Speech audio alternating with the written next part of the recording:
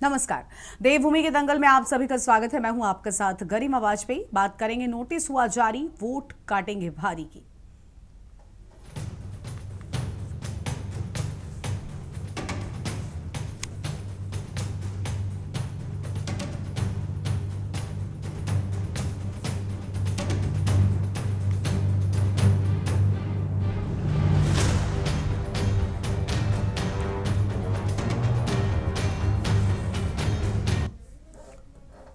उत्तराखंड में मतदाता सूची की विशेष गहन पुनरीक्षण यानी एसआईआर का दूसरा चरण अब तेजी से आगे बढ़ रहा है। पहले चरण की प्रक्रिया 8 जून से 7 जुलाई के बीच पूरी होने के बाद 14 जुलाई को ड्राफ्ट मतदाता सूची जारी की गई और इस सूची में शामिल 71 लाख से अधिक मतदाताओं में से करीब 19,04,000 मतदाताओं की जानकारी में विभिन्न प्रकार की त्रुटियां और विसंगतियां सामने आई हैं। इन्हीं त्रुटियों के सुधार के लिए निर्वाचन आयोग ने संबंधित मतदाताओं को नोटिस जारी किए हैं, जिसके चलते राज्य भर में न्याय, पंचायत, तहसील, नगर निगम, नगर पंचायत और वार्ड स्तर पर विशेष कैंप लगाए जा रहे हैं, जहां 14 अगस्त तक दावे और आपत्तियां दर्ज कराने के साथ साथ नोटिसों का जवाब भी दिया जा सकेगा। आयोग ने विभिन्न प्रकार की आपत्तियों के निस्तारण के लिए अलग अलग प्रपत्र भरने की सलाह दी है। वहीं जिन मतदाताओं का अब तक मैपिंग नहीं हो पाया, उन्हें भी निर्धारित शिविरों में पहुंचकर अपनी जानकारी सत्यापित करने और आवश्यक दस्तावेज जमा करने की अपील की गई, ताकि उनका नाम अंतिम मतदाता सूची में सही रूप से दर्ज हो सके। वहीं 19 लाख से अधिक मतदाताओं को नोटिस भेजे जाने के बाद इस पूरे मुद्दे पर राजनीतिक हलकों में भी बयानबाजी तेज हो गई है। सत्ता पक्ष जहां एसआईआर को मतदाता सूची का शुद्धिकरण और पुनरीक्षण करने के लिए सामान्य प्रक्रिया बता रहा है, तो वहीं विपक्ष का मानना है कि सत्ता पक्ष एसआईआर प्रक्रिया के जरिए आगामी चुनावों को देखते हुए चुनावी लाभ लेने का प्रयत्न कर रहा है, जिसके चलते आपसी बयानबाजी और आरोप प्रत्यारोप का दौर भी देखने को मिल रहा है। आज चर्चा इसी मुद्दे पर विस्तार से करेंगे खास मेहमानों के साथ, लेकिन उससे पहले आपको एक रिपोर्ट दिखाएंगे।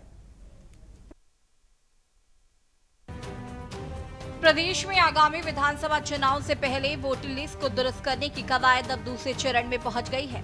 चुनाव आयोग द्वारा चलाए जा रहे विशेष गहन पुनरीक्षण यानी कि एसआईआर के तहत 14 जुलाई को ड्राफ्ट सूची जारी की गई थी। ड्राफ्ट में कुल 71 लाख से ज्यादा मतदाता हैं। जांच में इनमें से करीब 19,04,000 नामों में गड़बड़ी, डुप्लीकेशन और अधूरी जानकारी मिली है। आयोग ने अब इन मतदाताओं को नोटिस भेजकर सुधार का मौका दिया है। इस प्रक्रिया के लिए प्रदेश भर में न्याय पंचायत से लेकर वार्ड स्तर तक विशेष शिविर लगाए गए हैं। 14 अगस्त तक लोग यहां आकर दावा आपत्ति दर्ज करा सकते हैं और नोटिस का जवाब दे सकते हैं। आयोग के अनुसार अलग अलग तरह की त्रुटियों के लिए अलग अलग फॉर्म भरने होंगे। साथ ही जिनकी बायोमेट्रिक मैपिंग नहीं हुई है, उनसे भी शिविरों में दस्तावेज जमा करने को कहा गया है, ताकि अंतिम सूची में कोई नाम न छूटे। हालांकि इतनी बड़ी संख्या में नोटिस के बाद सियासत भी गर्मा गई है। भाजपा एसआईआर को पारदर्शिता और शुद्धिकरण की प्रक्रिया बता रही है, तो कांग्रेस सहित अन्य विपक्षी दलों का कहना है कि चुनाव से पहले मतदाताओं को भ्रमित कर फायदा लेने की कोशिश की जा रही है। जो वोट भाजपा के हितैषी नहीं है, उनको ही बाहर का रास्ता दिखाया जा रहा है, जिस पर आपसी बहस होती दिखाई दे रही है। आज का प्रेस वार्ता में सभी का स्वागत है। आज की प्रेस वार्ता का मुख्य उद्देश्य अभी तक का जो एसआईआर के अंतर्गत प्रगति हुआ है उसको साझा करना, साथ में आगामी जो हमारा कार्यक्रम होगा उसमें जो दिक्कतें आ सकती हैं जनता को, उसके संबंध में जनता को अवगत कराना कि उसमें क्या क्या कार्रवाइयाँ जनपद स्तर पर की जा सकती हैं। तो सर्वप्रथम मैं बताना चाहूँगा कि हमारे पूरे प्रदेश में 14 जुलाई को जो हमारा ड्राफ्ट प्रकाशन हुआ है, उन सभी ड्राफ्ट प्रकाशन के अनुसार निर्वाचक नामावली की प्रतियां जो है सभी बूथ पर, सभी जिलों में, सभी तहसील स्तर पर और ब्लॉक कार्यालय, इस प्रकार जो महत्वपूर्ण कार्यालय हैं वहाँ पर उपलब्ध हैं। वहाँ के बीएलओ के द्वारा भी इस सूची को वहाँ के प्रमुख कार्यालय में और वहाँ के ग्राम पंचायत स्तर पर भी उपलब्ध कराया गया है।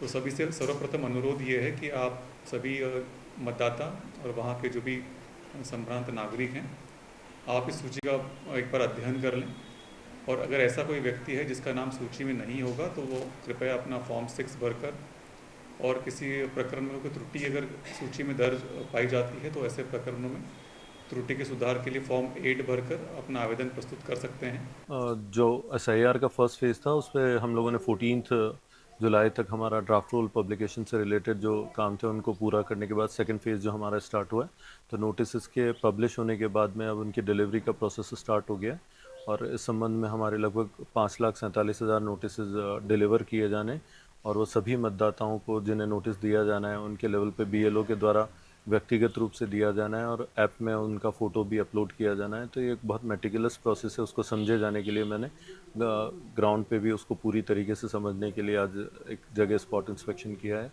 और साथ ही जो नेसेसरी इंस्ट्रक्शंस हैं इम्प्रूवमेंट के या फ्लो चार्ट बनाने के, वो मेरे द्वारा एडीओ ऑफिस को दिए गए हैं, जो इलेक्शन ऑफिस है उसको दिए गए हैं और ऑनरेबल ईसीआई की तरफ से जो टाइमलाइन दी गई है उस दौरान उसे पूरी तरीके समयबद्ध रूप से ख़त्म किए जाने या पूर्ण किए जाने के लिए मैंने डायरेक्शंस दी। ये एसआईआर कोई पहली बार नहीं हो रहा है, पहली बार हो रहा है क्या? तो इतनी परेशानी क्यों हो रही है?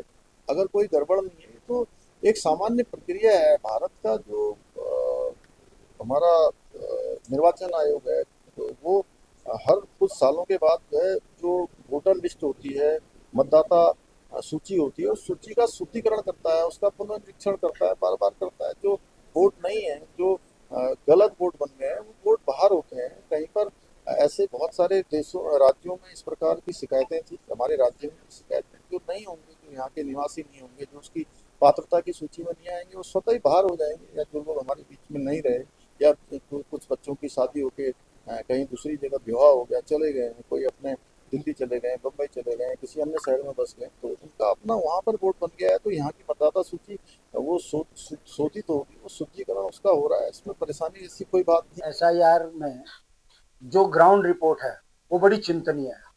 भारतीय जनता पार्टी ने जो बीएलए बनाए हैं, बूथ लेवल एजेंट, वो तमाम वो लोग हैं जो चुन चुनकर विपक्षियों के वोट पहाड़ों में कटवा रहे हैं। उत्तराखंड राज्य में मैक्सिमम लोग सर्विस क्लास लोग हैं, कोई बंबई में है, कोई दिल्ली में है, कोई पंजाब में है। ऐसे लोगों के वोट यहाँ पर काटे जा रहे हैं जो भारतीय जनता पार्टी से संबंध नहीं रखते। इसकी जांच होनी चाहिए। एसआईआर में जो सरकारी बीएलओ हैं, बूथ लेवल ऑफिसर, वो भी सरकार ने चुन चुनकर ऐसे लोगों को बनाया है जो भाजपा के बीएलओ के इशारों पर काम कर रहे हैं। अगर जांच हो जाएगी तो आप देखेंगे कि पहाड़ों में हर विधानसभा में 7 से लेकर 15,000 वोट कटे हैं और वो वोट मैक्सिमम उनके कटे हैं जो अन्य पार्टियों के समर्थक हैं। मेरा यह संदेश कांग्रेस के सभी माननीय जिलाध्यक्ष, महानगर अध्यक्ष, ब्लॉक अध्यक्ष, शहर अध्यक्ष, हमारे माननीय विधायकगण, हमारे माननीय पूर्व विधायकगण, हमारे पूर्व में रहे प्रत्याशी और सभी कांग्रेस के कार्यकर्ताओं को है। ये आप सब जानते हैं कि बड़ी संख्या में मतदाताओं को नामों की त्रुटियां या अन्य कोई त्रुटि है तो उस पर एसआईआर के तहत नोटिस जारी किए गए हैं। सभी विधानसभाओं में बड़ी संख्या में इस प्रकार के नोटिस जारी किए गए हैं। मेरा आप सब लोगों से निवेदन है कि अगले 3 दिन इस काम में पूरा ध्यान देकर और एक एक व्यक्ति की जो त्रुटि का जो नोटिस जारी हुआ है, तो उस नोटिस के आधार पर एक एक व्यक्ति की उस त्रुटि को ठीक करते हुए और जवाब 3 दिन में अवश्य दाखिल करने हैं। कुल मिलाकर उत्तराखंड में एसआईआर की ये प्रक्रिया चुनाव से पहले मतदाता सूची को त्रुटि रहित बनाने की सबसे बड़ी कवायद मानी जा रही है। निर्वाचन आयोग का जोर है कि 14 अगस्त तक लगने वाले विशेष कैंपों में अधिक से अधिक लोग पहुंचकर अपनी जानकारी दुरुस्त कराएं, ताकि अंतिम सूची प्रकाशन के समय कोई भी पात्र मतदाता अपने मताधिकार से वंचित न रहे। निर्वाचन आयोग ने स्पष्ट किया कि नोटिस मिलना घबराने का विषय नहीं है, बल्कि ये सुधार का अवसर है। अलग अलग प्रपत्रों के जरिए दावे और आपत्तियों का निस्तारण समयबद्ध तरीके से किया जाएगा। वहीं राजनीतिक दलों की बयानबाजी के बीच आम जनता के लिए जरूरी है कि वो अफवाहों पर ध्यान न दे और निर्धारित समय में शिविरों में पहुंचकर दस्तावेज जमा करे। अगर ये पुनरीक्षण सही तरीके से पूरा हुआ तो 2027 के विधानसभा चुनाव में उत्तराखंड की वोटर लिस्ट ज्यादा पारदर्शी और भरोसेमंद मानी जाएगी। Uttarakhand desk report.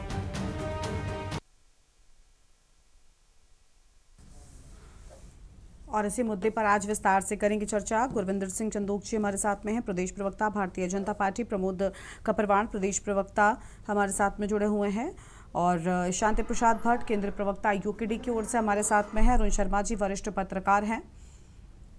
सभी मौजूद मेहमानों का बहुत बहुत स्वागत आज की हमारी चर्चा में। शुरुआत गुरविंदर सिंह चंदोक जी के साथ कर लेते हैं। वोट वेरिफिकेशन है या फिर ये वोट काटने का ऑपरेशन है? विपक्ष से यही करार दे रहा है। गुरविंदर जी क्या कहेंगे आप?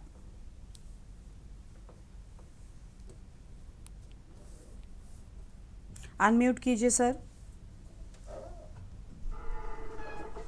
नमस्कार, मेरी आवाज आ रही है? जी। अच्छा गरिमा जी, ऐसा है ये उत्तराखंड में ही नहीं हो रहा है ऐसा यार, पहले तो मैं बता दूं ये 22 प्रदेशों में जुलाई अप्रैल से लेके जुलाई के बीच में हमारे देश में 22 प्रदेशों में, जिसमें आंध्र प्रदेश, हरियाणा, लद्दाख, उत्तराखंड भी उसमें एक है। अब इसमें जो है अनुच्छेद 324 निर्वाचन आयोग को स्वतंत्र एवं निष्पक्ष चुनाव सुनिश्चित करने के लिए ये अधिकार देता है कि अधिनियम 1950 और धारा 21/3 आयोग को एसआईआर के माध्यम से मतदाता सूची में संशोधन करने की अनुमति देती है। ये तो है कानून की बात। अब इसमें ये बता देता हूं, इस देश में अभी तो 22 प्रदेश की मैंने बात की, और सारे देश में लगभग 1952 में हुआ एसआईआर, 57 में, 67 में, 65 में, 66 में, 84 में, और लास्ट जो हुआ 2003-2004। तो इसमें इतनी पारदर्शिता से काम हो रहा है कि पहला जो चरण था 8 जून से 7 जुलाई तक पूर्ण हुआ, जिसमें मैपिंग की BLO, और उसके बाद दूसरा चरण जो है 7 जुलाई से 15 जुलाई तक हुआ, जिसमें 15 जुलाई को अपना कच्ची लिस्ट आज सभी BLO को जहां उन्होंने अपना अपना कार्यालय बनाया है, जहां सरकारी स्कूलों में वो नोटिस जा रहे हैं, उसको जितने एक तो वो लिस्ट लगा दी 15 जुलाई को, उसके बाद आज की डेट में जितने लोग रह गए हैं कुछ उनको नोटिस भेज रहे हैं जिनका नाम त्रुटिवाच, जैसे मेरा नाम गुरविंदर सिंह है तो सतविंदर सिंह लिखा हुआ है, बाकी मेरे पिताजी का सही है तो उसको सही। ऐसे 19 लाख है। हमारे टोटल जो थे पहले वोटर थे 70,60,000 लगभग हमारे वोटर थे, और उसमें से 8,26,000 समथिंग कट गए, और इसमें आज हमारा टोटल जो बचता है वो 71,33,000। इसमें भी अब जो नोटिस जा रहे हैं 19 लाख वोटरों के रिकॉर्ड में गड़बड़ी है। ये तो है बिल्कुल साफ सुथरी आपके सामने तस्वीर, और इसमें कोई व्यक्ति अगर कहता है कि गाली है तो BLO जो होती है वो किसी बीजेपी या कांग्रेस की नहीं होती हैं। और इसके अलावा मैं आपके संज्ञान में डालना चाहता हूं कि जो 11,000 समथिंग बीजेपी के BLO हैं, BLA, और 10,172 कांग्रेस के BLA जो पूरे उत्तराखंड में हैं, जो इसकी देखरेख कर रहे हैं हर जगह हर बूथ पर। ये संख्या मैं आपको सरकारी आंकड़ा बता रहा हूं, सबके पार्टियों के पास होगा ही। अब एक बात सुनिए, हमारा मेन मकसद घुसपैठिया वोटर नहीं होना चाहिए। हमारे देवभूमि के देवत्व को हमको उसको भी बचाना है। इस देश में हमारा जो उत्तराखंड राज्य देवभूमि के नाम से जाना जाता है, और इसलिए हमको पूर्ण रूप से पारदर्शी ये हमारी वोटर लिस्ट बननी चाहिए। क्योंकि वोटर लिस्ट अगर ये जो पारदर्शी बन रही है, इसका मुख्य एक विषय ये भी है, जब वोटिंग होती है तो हम लोग चर्चा करते हैं कि देखिए साहब फलाने शहर की वोटिंग का कितना परसेंटेज रहा, 70 रहा, 72 रहा। हम लोग चर्चा करते हैं कि ऐसा क्यों उन्होंने वोट नहीं डाले, लोग क्यों नहीं आ रहे, क्यों ऐसी लोगों के मन में भावना है कि वो घर पर निरस्ता दिखा रहे हैं। तो ये सब विषय ऐसा है कि जब वोटर लिस्ट ओके हो जाएगी, उसमें मृत व्यक्ति हट जाएंगे, और जो वहां नहीं रहते हैं, जो ट्रांसफर हो चुके हैं, वो नहीं होंगे, तो 90 से 95% पोलिंग होगी। अच्छा। तो उसमें समाज में एक अच्छा मैसेज जाता है कि समाज लेकिन एसआईआर तो आपकी सरकार ने भी ये कारण जो आज आपने दिया, ये कारण तो एसआईआर कराने के पीछे दिया ही नहीं था कि भाई निरस्ता कैसे दूर हो जाएगी, और क्या एसआईआर होने के बाद लोगों में ऐसा कौन सा जोश आ जाएगा वोटिंग को लेकर, मैं ये नहीं समझ पाई। सरकार का प्रवक्ता ही हूँ मैं। आपके यहाँ जो सम्मानित चैनल पर गरिमा जी ये जो डिबेट हो रही है, ये हमारे हजारों सम्मानित दर्शक भी आपका चैनल देख रहे हैं, और मैं भारतीय जनता पार्टी सरकार का प्रवक्ता हूँ। तो मैंने आपको विषय जो आपके सामने रखा गरिमा जी, ठीक है सर, ठीक है। वो क्या मेरा जो तथ्य था कुछ गलत है? नहीं, ठीक है, आपकी बात आ गई। आपके हिसाब से आप जो कहना चाहते थे वो हमने सुना। ठीक है सर, मैं आती हूँ आपके पास में, और मेहमान हमारे साथ में जुड़ते चल रहे हैं। शांति प्रसाद भट्ट जी हैं, केंद्रीय प्रवक्ता हैं यूकेडी की ओर से। बहुत स्वागत सर आपका। शांति प्रसाद जी, क्या एसआईआर के बाद वोटिंग परसेंट बढ़ेगा? ये वाला तथ्य थोड़ा सा मुझे आज नया लगा। देखिए गरिमा जी, मैं आपको ग्राउंड रियलिटी पर बात रखूंगा, बीच में यदि कोई डिस्टर्ब ना करे। देखिए 2003 के मानक को लेकर एसआईआर किया जा रहा है। अच्छी बात है, लोकतंत्र में गलत वोट नहीं पड़ना चाहिए, मगर ग्राउंड रियलिटी क्या है मैं अंश आपको बताऊंगा। देखिए एसआईआर में गांव में हर विधानसभा से 7 से 8 हजार वोट, 7 से 12 हजार वोट तो पहाड़ों में कट गई, और मैदान में 25,000 से 40,000 तक की वोट मैदानी क्षेत्र कट गई, हरिद्वार, उधम सिंह नगर, देहरादून। अच्छी बात है अगर गलत वोट है तो। अब आप देख लीजिए, पहले चरण में इन्होंने जो फार्म दिए उस फार्म के मुताबिक लोगों ने जो जमा किया उनको स्लिप मिल गई कि आपने एसआईआर की प्रक्रिया पूरी कर ली। गरिमा जी मैं आपको बता दूं, अब नोटिस आ रहे उन्हीं लोगों को।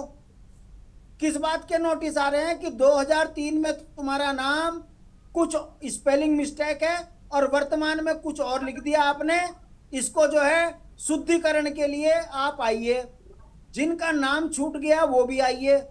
कहने का मतलब है जो काम बीएलए को पहले चरण में कर देना चाहिए था शुद्धिकरण का, वो काम अब दोबारा करने का मतलब, ऐसे में अब मैं आपको उदाहरण देकर समझा रहा हूं गरिमा जी।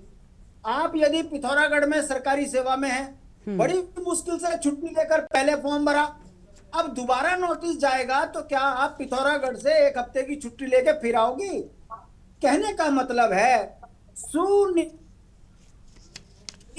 तरीके से पहाड़ के उन वोटों को काटने की साजिश की जा रही है जो अन्य पार्टियों के समर्थक हैं, क्योंकि बूथ लेवल ऑफिसर चुनकर उनको बनाया गया है जो भाजपा के समर्थित हैं, और बूथ लेवल एजेंटों की यह स्थिति है कि घर की लिस्ट दे रहे हैं भाजपा वाले कि ये हमारा समर्थक नहीं है, ये फलाने का समर्थक नहीं है, इनकी स्पेलिंग मिस्टेक के कारण इनको दोबारा नोटिस दो। कहने का मतलब है 7,000 की जगह अभी आपको 15,000 वोट और पहाड़ों में कटते हुए दिखेंगे। ये बात मैं आपके सामने इसलिए कह रहा हूं गरिमा जी, क्योंकि भारतीय जनता पार्टी चुनाव जीतने के लिए हर उस रास्ते का फायदा उठा रही जिससे लोकतंत्र में चुनाव जीतने के षड्यंत्र भाजपा करती रही है। अब मैं आपसे पूछना चाहता हूं गरिमा जी, यदि स्पेलिंग मिस्टेक है तो बूथ लेवल ऑफिसर ने क्या देखा? उसी टाइम पर जब आधार कार्ड में जो था उसका शुद्धिकरण कर देता, क्यों उसको तुमने दोबारा चांस दिया? और आप बोल रहे हो कि जो नाम छूट गए, जो दिल्ली में बंबई में प्राइवेट नौकरी कर रहा है, वो नाम शुद्धिकरण कराने के लिए फिर आएगा 15 दिन की छुट्टी लेके। ये बहुत सुनियोजित तरीके से एसआईआर की आड़ में भारतीय जनता पार्टी के प्रत्याशियों को जिताने का जो षड्यंत्र पहाड़ों में हो रहा है, मैदान में हो रहा है, ये अब जनता के सामने आ चुका है। दूसरी बात, जिन्होंने बिहार में वोट दिया, यहां की झुग्गी झोपड़ियों में उनके नाम क्यों रख लिए? क्यों नहीं एफआईआर दर्ज करी कि तुमने जब बिहार में वोट दे दिया तो तुम्हारा यहाँ वोटर कैसे बन गया? मतलब तुम्हें एक जगह रखना है, यहां तुम्हें फायदा दिख रहा है तो यहां तुम उसका नाम मान रहे हो। अरे भाई, जो अन्य प्रांत का है उसको यहां से इससे हटाइए। यदि उसने अन्य राज्यों में अपने सारी संपत्ति रखी हुई है तो यहां वोट देने का क्या अधिकार है? कहने का मतलब मीठा मीठा गप गप, कड़वा कड़वा। ये एसआईआर की कहानी ये है, ग्राउंड रियलिटी ये है कि भारतीय जनता पार्टी ने चुनाव जीतने के लिए षड्यंत्र किया है। कानून का सहारा लेकर उत्तराखंड में लोकतंत्र की हत्या भाजपा कर रही है। ये मैं नहीं बोल रहा हूं, वो तमाम लोग बोल रहे हैं जिनके वोट काटे गए हैं। ठीक है सर, चलिए मैं लौटूंगी आपके पास में, और मेहमान हमारे साथ में है प्रमोद कपरवाड़ जी, प्रदेश प्रवक्ता कांग्रेस पार्टी की ओर से। बहुत स्वागत है आपका। गुरविंदर जी आएंगे, पहले आप सभी मेहमानों को सुन लेते हैं, थोड़ा वक्त दीजिए।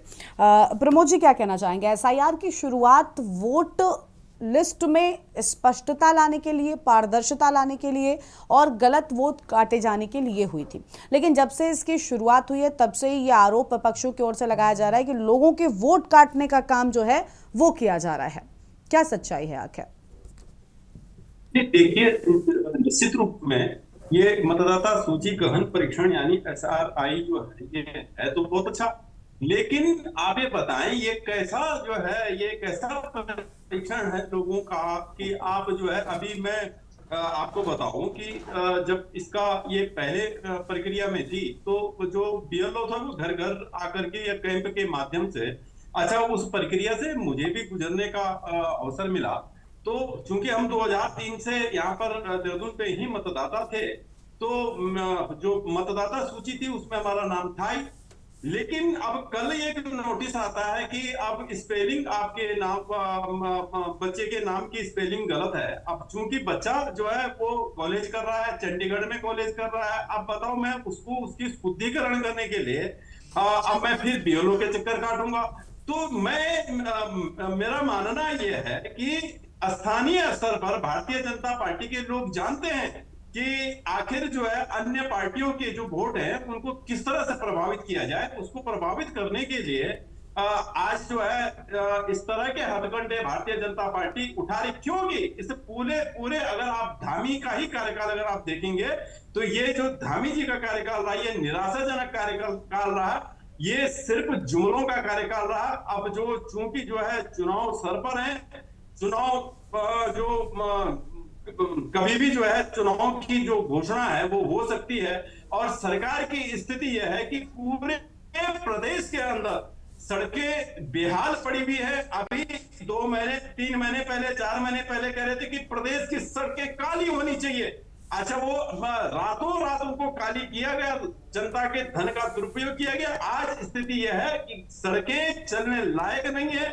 तो इस तरह से जो अपनी विफलताएं हैं, जब वो जो है लोगों को भ्रमित करने के लिए, लोगों की को जो है परेशान करने के लिए, अब वो जो है मतदाता गहन सूची परीक्षण यानी SRI के माध्यम से वो लोगों को परेशान करने का काम कर रहे हैं। अब आप बताएं कि जो बच्चा अपने कॉलेज में दूर पढ़ने चले गया, जो अपनी नौकरी पे चले गया, अब वो अच्छा, फिर आपसे मैं एक सवाल और पूछना चाहता हूं कि भाई वो मतदान देने के लिए आएगा, आपने उसको तनख्वाह थोड़ी देनी है, आपने उसको नौकरी थोड़ी देनी है। अगर उसके नाम की स्पेलिंग अगर हल्की सी कहीं गड़बड़ भी है तो आप अगली बार ठीक करते थे, या तो फिर जो है जो BLO आपने इस काम पे लगा रखे हैं आप उनका कान पकड़िए, उनको बताइए कि आप कैसे BLO हैं। आप जो है अनपढ़ लोग हैं जो कि जो है लोगों का समय बर्बाद कर रहे हैं। जब वो जो है इसका फॉर्म भर रहे थे तो उस समय उसको ठीक भरा जाना चाहिए था, लेकिन आखिर जो है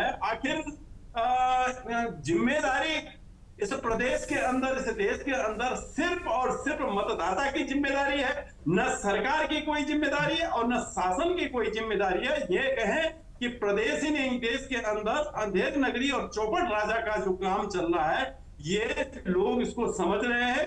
भारतीय जनता पार्टी का बोरिया बिस्तरा बनने वाला है, इसलिए जो है भारतीय जनता पार्टी जब जो है अपने काम के बलबूते वो चुनाव जीत नहीं सकते तो इस तरह के जो है हथकंडे अपना करके, इस तरह अगर इनकी नीयत ठीक होती, हम स्वागत करते हैं मतदाता गहन परीक्षण सूची का, हम स्वागत करते हैं कि ठीक है भाई इस सूची से में जो है 7 लाख लोगों का नाम कटा है और वो ये कह रहे हैं कि वो अन्यत्र प्रदेशों के लोग थे, तो ठीक है, एक जगह पूरे देश के अंदर एक जगह मतदान देने का अधिकार लोगों को होना चाहिए। जो जिस प्रदेश में रहता है, जिस गांव में रहता है, जिस घर में रहता है, उसको उस क्षेत्र में करना चाहिए।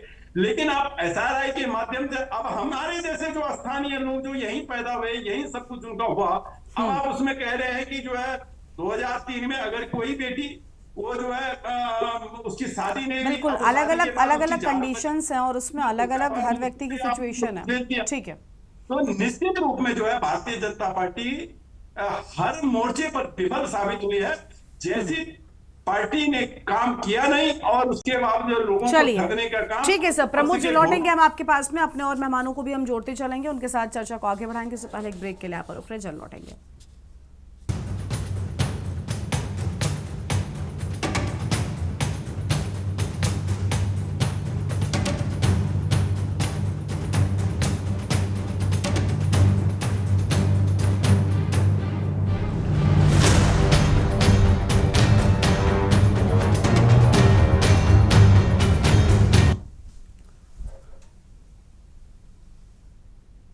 ब्रेक के बाद देवभूमि के दंगल में आप सभी का स्वागत है। खास मेहमान हमारे साथ में लगातार बने हुए हैं अरुण शर्मा जी हैं, वरिष्ठ पत्रकार हैं। बहुत स्वागत सर आपका। सर, क्या पहाड़ के लोगों का वोट काटने का काम किया जा रहा है? अलग अलग प्रदेशों में एसआईआर को लेकर अलग अलग महासंग्राम शुरू हुए। कहीं पर फर्जी वोट जो है वो बढ़ाने की भी बात सामने आई। कुछ लोगों ने कहा कि मनमर्जी के बीएलओ बनाए गए हैं। कई सारी त्रुटियां हैं। कुल मिलाकर एसआईआर को लेकर विपक्ष हमेशा से ही विरोध के अंदाज में रहा और वो उत्तराखंड में भी साफ तौर पर नजर आ रहा है। क्या सच्चाई है आखिर? क्या ग्राउंड जीरो पर वाकई बीएलओ साथ नहीं दे रहे आम जनता का?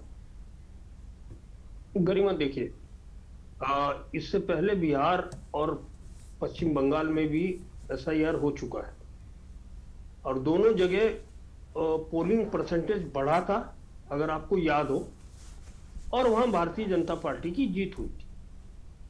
और मुझे लगता है कहीं ना कहीं उसी से जोड़कर ये सारी चीजें देखी जा रही है। एक बात तो सही है कि जब ये मतदाता का जब जांच होगी तो निश्चित तौर पर जो मर गए, जो वहां से चले गए, उनके नाम कटेंगे। क्योंकि हम कई बार, क्योंकि हम लोग जागरूक लोग हैं, तो हम जब मन होता है तो हम सूची देते हैं, तो बहुत सारे ऐसे नाम उसमें होते हैं जो अब इस दुनिया में नहीं है, लेकिन उनके नाम लगातार चले आ रहे हैं अनवरत रूप से।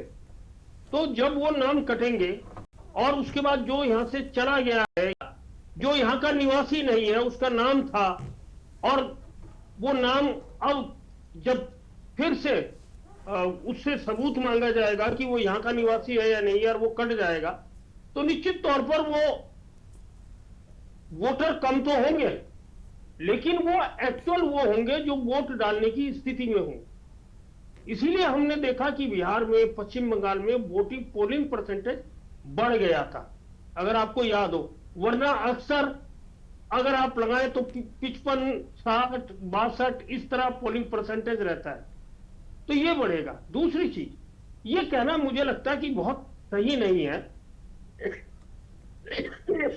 कि बीएलओ भारतीय जनता पार्टी का पक्ष ले, क्योंकि बीएलओ सरकारी कर्मचारी और बीएलओ के साथ बीएलए भी रखे गए हैं जो भारतीय जनता पार्टी के भी हैं, कांग्रेस के भी हैं। तो आखिर जब ये वोट काटे जा रहे हैं, जो कहना है कि भाजपा विरोधी वोट है, वोट काटे जा रहे हैं, तो वो कांग्रेस का जो बीएलए है वो क्या कर रहा है? क्या वो भी भारतीय जनता पार्टी के हाथों बिक गया? ये तो बड़ा गंभीर सवाल उठा दिया है भट्ट जी ने। ये सारा का सारा एक पक्षीय हो रहा है, तो इसका मतलब चुनाव आयोग भी संदिग्ध है, वो जो सरकारी कर्मचारी वहां काम कर रहा है वो भी संदिग्ध है, जो कांग्रेस का बीएलए है वो भी संदिग्ध है। ये सब भारतीय जनता पार्टी के एजेंट के रूप में काम कर रहे हैं। तो ये बड़ा गंभीर प्रश्न है। और ऐसा तो नहीं है कि जो वोटर लिस्ट में नाम चढ़ाए जा रहे हों वो पृष्ठभूमि देख के चढ़ाए जा रहे हों कि ये कांग्रेस समर्थक है, ये भाजपा समर्थक है, ये यूकेडी समर्थक है, और ऐसा होता नहीं। आ रहे हैं शांति प्रसाद जी, आते हैं। जो भी उस वार्ड का निवासी होगा उसका नाम वोटर लिस्ट में आएगा। तो ये बड़ा, देखिए, एक चीज ये तो बिल्कुल सही बात है कि ये रेक्टिफिकेशन होना चाहिए। जो सच्चे वोटर है, जो एक्चुअल वहां के निवासी है, वो वोटर लिस्ट में आने चाहिए। जो वहां के लोग नहीं है या जो वहां से चले गए, जो मर गए, उनके नाम कट जाएंगे। तो निश्चित तौर पर देखिए, वोटर लिस्ट में भी एक हम कहेंगे त्रुटिहीन वोटर लिस्ट होगी और वोटिंग परसेंटेज बढ़ाने में भी उससे मदद मिलेगी। जी गरिमा। ठीक है, भट्ट साहब कुछ जवाब में कहना चाह रहे हैं। शांति प्रसाद जी।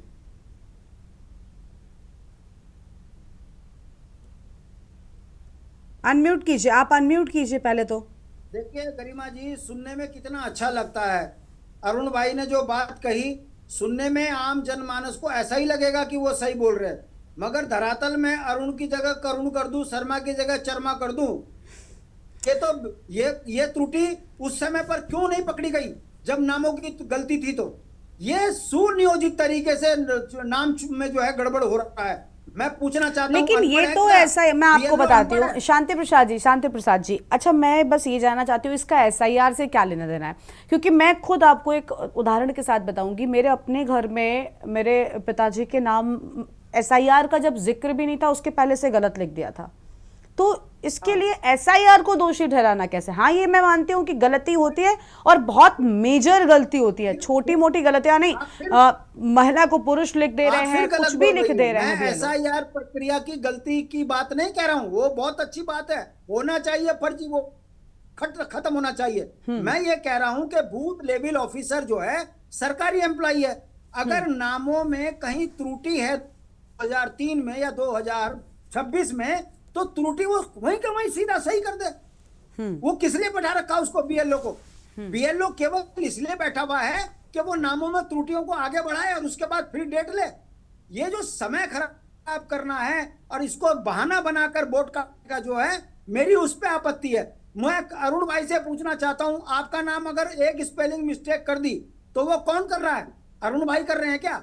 अगर ऐसे में अरुण भाई को अगर 500 किलोमीटर दूर से वापस आना पड़ेगा, ये आएंगे क्या? या वोट देना इतना मैंडेटरी है कि नौकरी चली जाएगी वोट नहीं दोगे तो, या मिलेगी वोट देने के लिए? कहने का मतलब है, ये क्या मजाक बात कर रहे हैं कि भाई साहब नहीं, वहां तो सरकारी अफसर है। आपको नहीं पता सरकारी अफसर कैसे सरकार की जय जयकार कर रहे हैं देहरादून में रहने के लिए, मनपसंद पोस्टिंग के लिए? तो फिर वही बात आती है, आप पत्रकार हैं, आपका निष्पक्ष बोलना, जो मैं बोल रहा हूं मैं वो ग्राउंड रियलिटी बोल रहा हूं।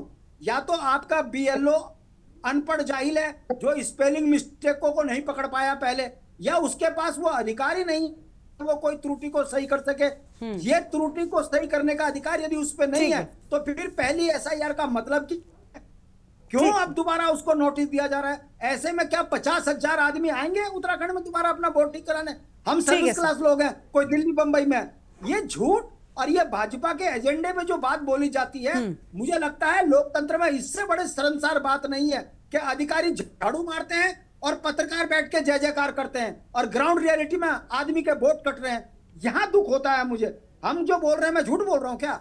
मैं आपसे पूछना चाहता हूं गरिमा जी। ठीक है शांति प्रसाद जी, आपको यहाँ पर रोकना चाहेंगे। इसी बीच एक बड़ी जानकारी दिल्ली से सामने आ रही, सबसे पहले उसका रुख कर लेंगे। बड़ी खबर आपको बता दें दिल्ली से, दिल्ली दंगा केस में ताहिर हुसैन को उम्र कैद। बड़ी जानकारी आपको बता दें, जहां पर ताहिर हुसैन को उम्र कैद, अंकित शर्मा मर्डर केस में ताहिर हुसैन को उम्र कैद। ये बड़ी जानकारी आपको हम बता रहे हैं। दिल्ली से बड़ी खबर, आईबी अफसर अंकित शर्मा मर्डर केस में बड़ी सजा सुनाई गई है।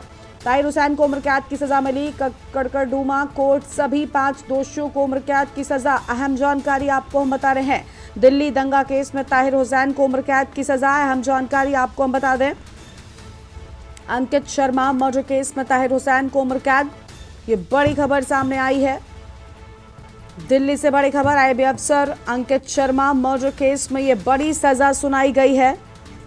कड़कड़डूमा कोर्ट सभी 5 दोषियों को उम्र कैद की सजा। बड़ी जानकारी आपको हम बता रहे हैं, दिल्ली दंगा केस में ताहिर हुसैन को उम्र कैद।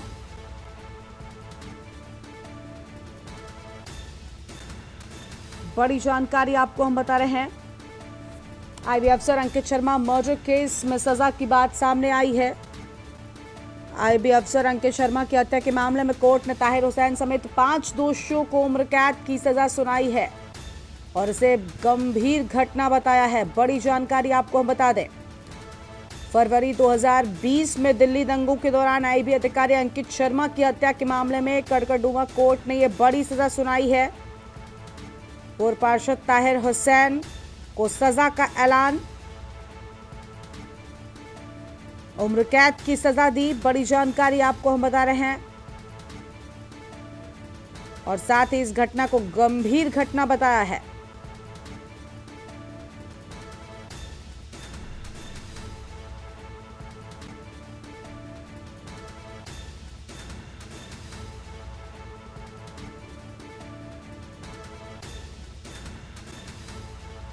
पूरे मामले को कोर्ट ने रेयर ऑफ रेयरेस्ट बताया था। नाजिम, कासिम, जावेद और अनस को भी उम्र कैद दी गई है। बड़ी जानकारी आपको हम बता रहे हैं। अहम खबर आपको हम दिल्ली से बता दें,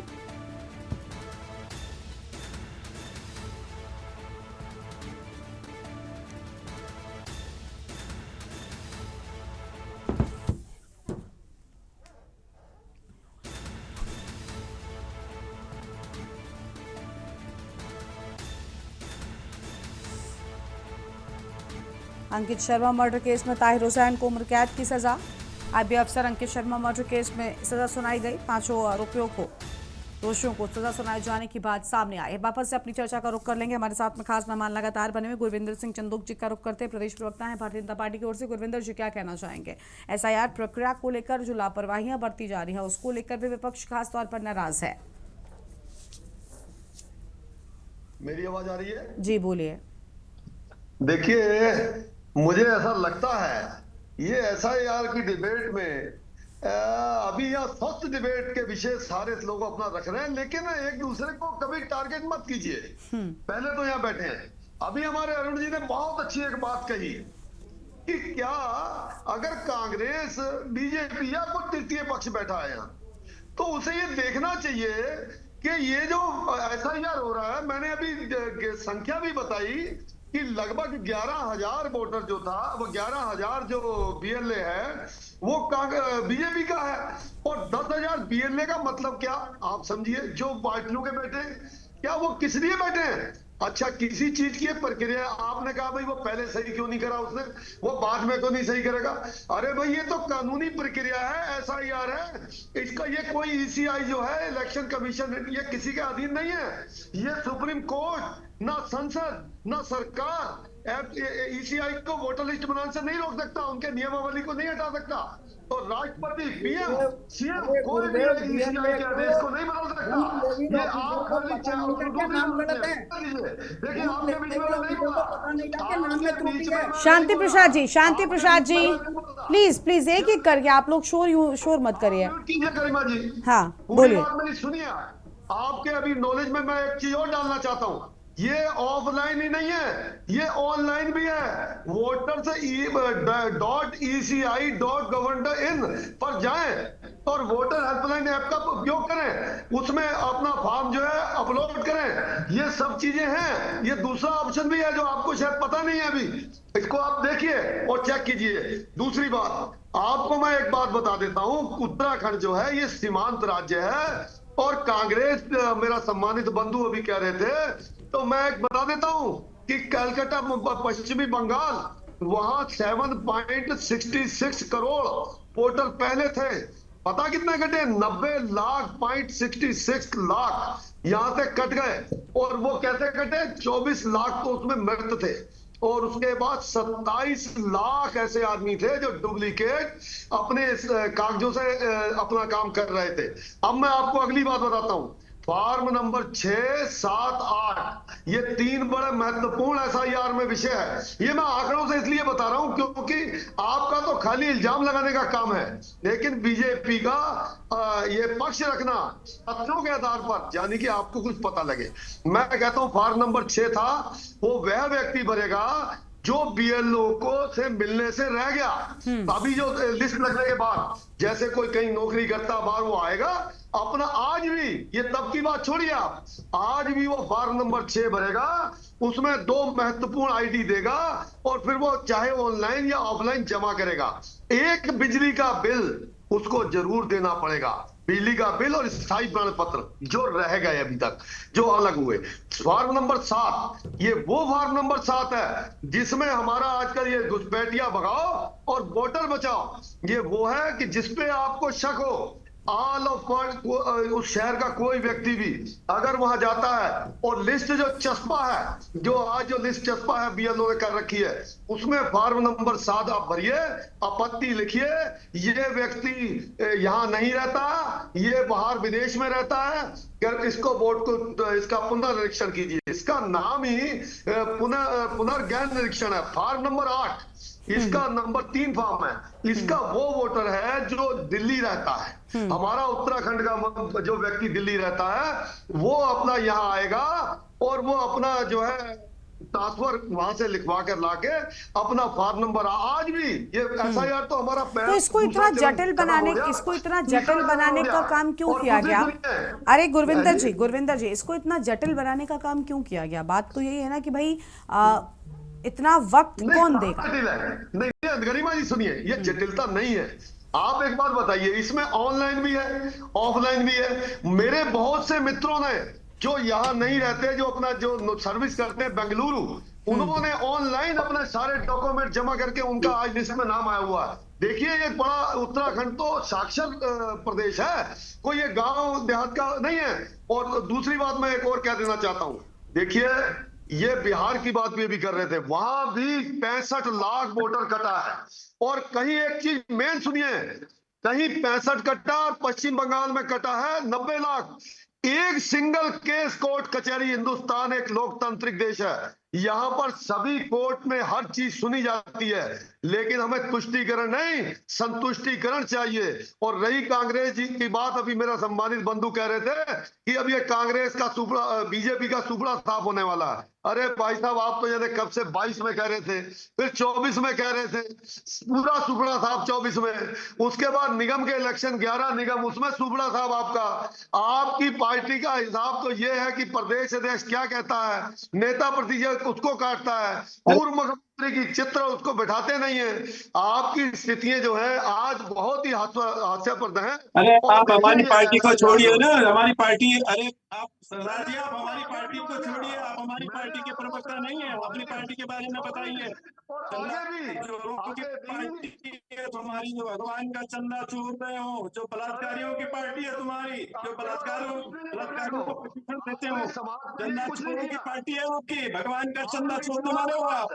आप कांग्रेस के स्वतंत्रता संग्राम सेनानी की पार्टी को मत बोलिए। अरे आप लोग एक एक करके बात करेंगे, प्लीज प्लीज प्लीज सर, आप लोग एक एक, सभी सम्मानित प्रवक्ता हैं, प्लीज आप सबसे विनती है एक एक करके बोलिए। चलिए अब आप गुरविंदर जी, आप बहुत लंबा वक्त ले लेते हैं, प्लीज सर। चलिए प्रमोद कपरवार जी को सुन लेते हैं, फिर लास्ट रिएक्शन अरुण शर्मा जी का। जल्दी से प्रमोद जी बोलिए। देखिए देश के अंदर और प्रदेश के अंदर मतदान प्रत्येक देशवासी का, प्रदेशवासी का अधिकार है। उससे उसका अधिकार किसी भी कीमत पर नहीं छीना जाना चाहिए। और दूसरी बात, अभी भारतीय जनता पार्टी के प्रवक्ता बड़ी बड़ी बात कर रहे थे, बड़ी रामायण महाभारत की यहाँ बात कर रहे थे कि फलाना ये फलाना। मैं हम जो मतदाता परीक्षण सूची है इसको गलत नहीं बता रहे हैं, ठीक है, बहुत अच्छी बात है। हमें प्रसन्नता है कि कम से कम 10 साल तक जो है जो फर्जी वोट जोड़े थे वो अब जो है हटा रहे हैं उनको। 10 साल में इन्होंने जो फर्जी वोट जोड़े थे भारतीय जनता पार्टी ने, उनको अब हटा रहे हैं, जिससे ये नगर निगम जीते, जिससे ये पुराने चुनाव जीते, वो अब हट रहे हैं, ये अच्छी बात है। लेकिन हमारी जो बात है, हम ये कहना चाहते हैं कि भाई जब आप जो है अभी आप जब जो है पहला आपका घर जब आपका BLO आया तो वो उसी समय उसको क्लियर कर देता कि भाई जो है ये वोटर जो 2003 की मतदाता सूची में है, और जो अब नया जुड़ना चाहते हैं उन्होंने अपना आधार कार्ड, देखिए फिर गुरविंदर जी आप दोनों एक साथ बोलते, आवाज नहीं आती सर, प्लीज गुरविंदर जी अब शांत रहिएगा प्लीज। इनकी सरकार में बने, आखिर लोगों को परेशान क्यों किया जा रहा है? हमारा कहना यह है कि ये चंदा चोर जो है हमें सिखाएंगे कि स्वतंत्रता संग्राम सेनानी की पार्टियों को सिखाएंगे कि जो है SRI कैसी होनी चाहिए और संगठन कैसे होना चाहिए। अरे कांग्रेस का अपना तामझाम है, ठीक है, हम अपने नेता को क्या कह रहे हैं, हमारे नेता क्या कर रहे हैं, उससे इस डिबेट का कोई मतलब नहीं है। इस डिबेट में अगर कोई बात है तो वो ये है कि उत्तराखंड के लोगों को और देश के लोगों को भारतीय जनता पार्टी की निकम्मी सरकार मतदाता सूची गहन परीक्षण के माध्यम से लोगों को परेशान कर रही है, स्थानीय लोगों को परेशान कर रही है। वो लोग स्थानीय लोगों को बता रहे हैं कि हमारा यहाँ ये जो है हमारा राज्य शिक्षित है, हमारा राज्य जो है ये उत्तराखंड, हम यहीं पैदा हुए, हम यहीं के, हमारे दादा परदादा सब यहीं पैदा हुए, हमें पता है उत्तराखंड की स्थिति क्या है। हमें ये भारतीय जनता पार्टी के लोग न बताएं कि उत्तराखंड साक्षर है, ये कितना साक्षर है। और खबरदार यहाँ बिहार के और जो है इसको बंगाल की तुलना हमारे देवभूमि से अगर करने का काम करेंगे, ये न बंगाल कभी बन सकता है और न कभी बिहार बन सकता है। ये देवभूमि बद्री की भूमि है, ठीक है, देवभूमि केदार की भूमि है, यहाँ बद्री और केदार की कृपा है, यहाँ बंगाल आप जो है उसकी बात न करें। मैं आप भारतीय जनता पार्टी के लोगों को मैं कहना चाहता हूँ, इस बात को मैं गरिमा आपके माध्यम से कहना चाहता हूँ, और SRI का हम समर्थन करते हैं, हम ये नहीं कह रहे हैं, ठीक है, अगर 7 लाख वोट कम हुए हैं तो निश्चित रूप में 10 साल पहले हो जाने चाहिए थे। 10 साल से भारतीय जनता पार्टी सरकार बना रही है, इनके नेता उमेश शर्मा काऊ, गणेश जोशी जैसे लोग जो है जो नदियों के किनारे लोगों को बसा करके बाहर से ला करके उनके उनका करवाते हैं। अब देख लेना उनको कितना वोट मिलेगा। हम तो ये कहना चाहते हैं, इसमें इसमें हमारी हमारी पार्टी की कोई नाराजगी नहीं है। हम इतना ही चाहते हैं कि एक बार में मतदाता एक एक करके परीक्षण किया जाए।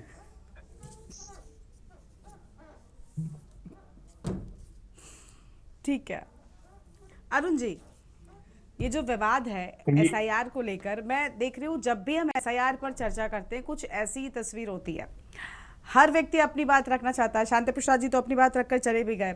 उनका कहना था कि भाई कोई क्यों आएगा। एक तरफ मेरा ये भी मानना है कि ये देश हमारा है, हम नागरिक हैं, सबसे बड़ा अधिकार मताधिकार कहा जाता है। क्या उसके लिए आम जनता इतना इनिशिएट भी नहीं करेगी? मुझे लगता है करना चाहिए, क्योंकि कल को जो सरकार बनेगी वो हमारे लिए ही काम करेगी। कम से कम ये मन में तो विचार हम रख ही सकते हैं। बाकी सच्चाई क्या होती है वो आप सब जानते हैं और हम भी जानते हैं। एसआईआर पर इतना विवाद क्यों है? सरकार इसको आसान, इस पूरी प्रक्रिया को क्यों नहीं कर रही है? नहीं गरिमा, देखिए आसान ही है, कठिन नहीं है। अगर देखिए गुरविंदर भाई ने बहुत साफ कहा कि ऑनलाइन ऑफलाइन दोनों तरीके से आप इसमें कर सकते हैं अप्लाई, और कोई दिक्कत नहीं है। देखिए एक जमाने से कोई ये ऐसा तो है नहीं कि मतदाता सूची पहली बार बन रही हो। एक जमाने से मतदाता सूचियों में गड़बड़ी होती है, नाम में होती है, महिला पुरुष होती है, उम्र में होती है। तो वो आदमी जब जाता है तो वो अपने साथ, जैसे उसका नाम गड़बड़ है तो पिताजी का नाम बता देता है, पिताजी का नाम गड़बड़ है तो अपना बता देगा, और वो वोट देता आया है। ऐसा नहीं है कि किसी को मताधिकार से वंचित रखा हो। लेकिन चूंकि ये 2003 के बाद हो रही है अब एसआईआर, इस वजह से ज्यादा दिक्कत है।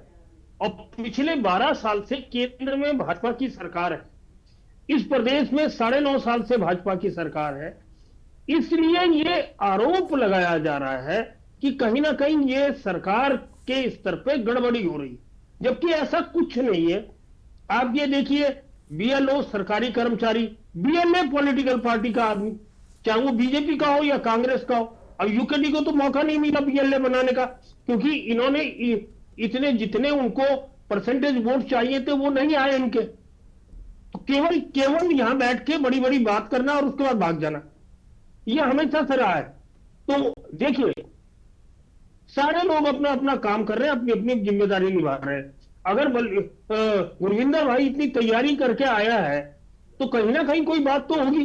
उसने पूरा बंगाल का बता दिया, बिहार का बता दिया, और हम बंगाल और बिहार नहीं बनाने जा रहे हैं इस प्रदेश को, ये उत्तराखंड ही रहेगा।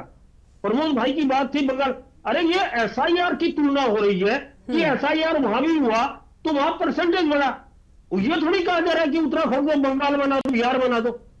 पता नहीं क्या गलतफहमी है, या तो सुनते नहीं या वो उस चीज का मनन नहीं करते।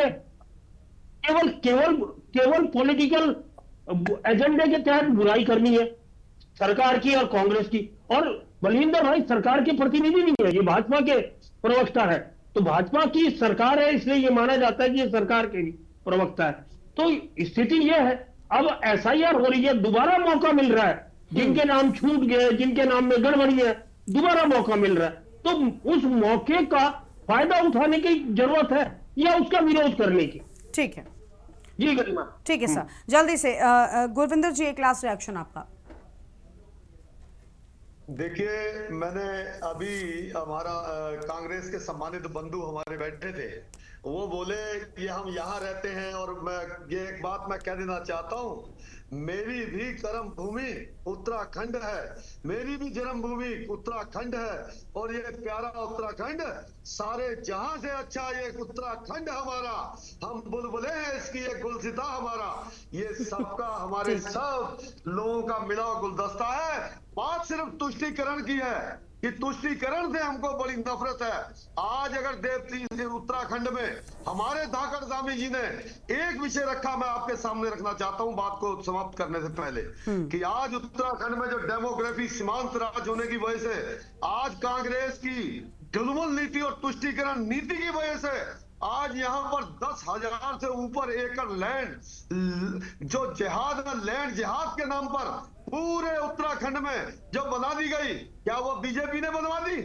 वो आपको मनन करना होगा। एक युवक जिसका नाम दीपक है, उसके आगे मोहम्मद लगते ही आपके बड़े नेता उससे मिलने कोटद्वार जाने चाहते हैं, लेकिन हमारे ही प्रदेश का दिलबर सिंह नेगी, जिसकी मृत्यु वहां पर हो जाती है, उसका कोई खबर लेने, उसका कोई पता लेने नहीं आता है। मुस्लिम यूनिवर्सिटी आप लोग खोलने का आपके मुख्यमंत्री ने यहां पर इस प्रदेश में कहा कि हमें मुस्लिम यूनिवर्सिटी का खोलने का क्यों 2007 में अभी आप घर जाकर तैयारी देख हिंदू मुसलमान से हट करके भी कुछ बोल लिया करो, हिंदू मुसलमान से हट करके भी कुछ बोल लिया करो। ठीक है प्रमोद जी, बस खत्म कर रहे हैं। ठीक है सुनिए मेरी लास्ट बात मैं खत्म समाप्त करता हूं। देखिए, ये जनता जनार्दन है, हमारी पार्टियां इन्हीं के बेस पर टिकी हुई हैं। मैं एक बात कह सकता हूं, अगर लगातार 22 से फिर उसके बाद 24 का इलेक्शन संसद का पूरा उत्तराखंड साफ, उसके बाद आप जिला पंचायत अध्यक्षों पे आ जाइए। जिला पंचायत चोरी करके सारे चुनावों में हमने देखा है भाई, जनता ने ठीक है आपका साथ दिया है, लेकिन अब जनता को आप भी तंग करने का कम से कम काम तो मत करिए। ठीक है, और मुस्लिम यूनिवर्सिटी की बात पर आप कांग्रेस को बार बार, अरे गुरविंदर जी प्लीज, गुरविंदर जी आप आराम से भी बोल सकते हैं, हम सुन रहे हैं आपकी बात को, आपकी बात आराम से भी हम तक वही आ रही है। जब मैं छोटा था, हाँ मैं छोटा था तो वो गोली खेलते थे, कंचे जिसे बोलते हैं जी। तो जो वो बच्चा हार जाता था ना, तो वो कहता है बेईमानी कर ली बेईमानी। तो आज की स्थिति अरे बहुत सारे बच्चे ऐसे भी होते हैं जो बेईमानी सच में कर लेते हैं। अब ये थोड़ी आप इस खेल के माध्यम से आप सब कुछ स्पष्ट कर देंगे, क्या ऐसे बच्चे नहीं होते? हम सब ने भी खेल खेला है और उसमें ऐसे बच्चे भी रहे हैं। चलिए ठीक है, कुल मिलाकर जनता के साथ बेईमानी मत करिए प्रदेश में, अन्यथा फिर जनता उसका जवाब सही तरीके से देगी। और SIR को लेकर जो संग्राम मचा हुआ है, उम्मीद है वो आने वाले वक्त में साफ और स्पष्ट और पारदर्शी होता हुआ नजर आएगा। बहुत शुक्रिया आप सभी का हमारे साथ जोड़ने के लिए और अहम बातचीत के लिए। तो 19 लाख नोटिस के बाद अब इस पूरे मामले में संग्राम छिड़ गया है। SIR को लेकर पहले दिन से ही विवाद था और अब दूसरे चरण में ये प्रक्रिया पहुंच चुकी है, लेकिन इसके बाद विपक्ष की ओर से लगातार इस मुद्दे को उठाया जा रहा है। देवभूमि के दंगल में इतना ही। देखते रहिए न्यूज़ इंडिया। नमस्कार।